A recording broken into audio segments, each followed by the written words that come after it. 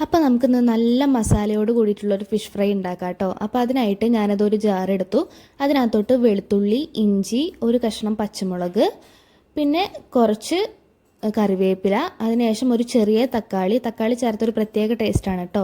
തക്കാളി ഇട്ടതിന് ശേഷം ഞാനതാ ഒരു 1/2 ടീസ്പൂൺ പെരിഞ്ജീരകം ചേർത്തു. അതിനുശേഷം മഞ്ഞൾപ്പൊടി, എരിവുള്ള മുളക് പൊടി 1/2 ടീസ്പൂൺ, അതിനകത്തോട്ട് ഒരു 1/4 ടീസ്പൂണോടത്തോളം കുരുമുളക്, പിന്നെ നമ്മുടെ ആവശ്യത്തിനുള്ള ഉപ്പും കൂടെ ചേർത്ത് കളറിന് വേണ്ടിയിട്ട് കുറച്ച് കാശ്മീരി ചില്ലി പൊടിയും കൂടെ ചേർക്കുക.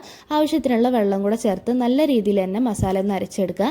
അതിനുശേഷം നമ്മൾ ഏത് മീനാണോ എടുക്കുന്നത് അതിനകത്തോട്ട് ഈ മസാല പരട്ടി വയ്ക്കുക. ഞാനിപ്പോൾ കൂടുതൽ മീനാണ് എടുത്തിട്ടുള്ളത്, അല്ലെങ്കിൽ ചൂരമീൻ എന്നും പറയും. അതിനകത്തോട്ട് മസാല പരട്ടി ഒരു 10-15 മിനിറ്റ് മാറ്റി വെച്ചതിന് ശേഷം വേറൊരു പാൻ അടുപ്പത്ത് വെച്ച് അതിനകത്തോട്ട് വെളിച്ചെണ്ണ ഒഴിച്ചു കൊടുത്ത് ഒരു തണ്ട് കറിവേപ്പില ഇട്ട് നമ്മൾ മസാല പരട്ടി വെച്ചിരുന്ന മീനും കൂടെ ചേർത്ത് കൊടുത്ത് 2 വശവും മൊരിയിച്ചെടുത്ത് നല്ല രുചിയോട് കൂടി കഴിക്കാം. നല്ല ടേസ്റ്റാണ്. എല്ലാവരും ഉണ്ടാക്കി നോക്കൂ കേട്ടോ. അടിപൊളി ഫിഷ് ഫ്രൈ ആണ്.